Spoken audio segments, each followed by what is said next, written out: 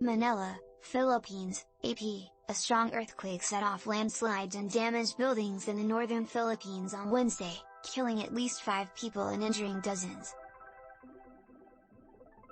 In the capital, hospital patients were evacuated and terrified people rushed outdoors.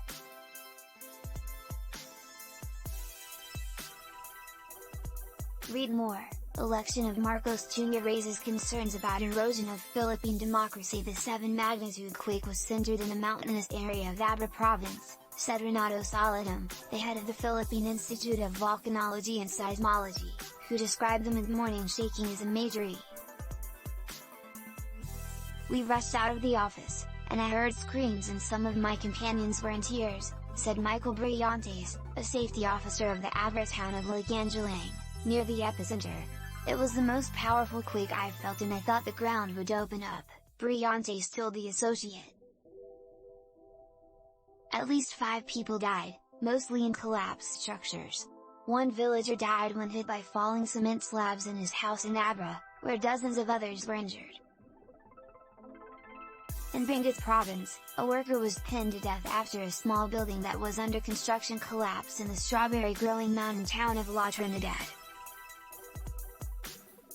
Hundreds of houses and buildings had cracked walls, including some that collapsed in Abra, where President Ferdinand Marcos Jr., who took office less than a month ago, planned to travel Thursday to meet victims and local officials.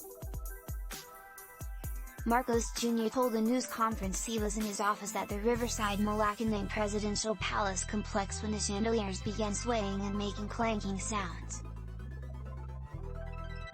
"It was very strong," he said of the ground shaking.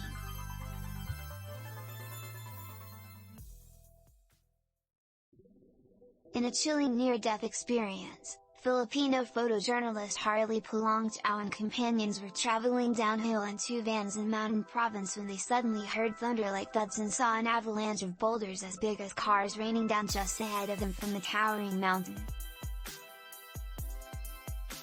Amid screams of his companions in their van to back up, the 44-year-old father of 3 raised his camera in the front seat and snapped what he feared could be the final pictures of his life.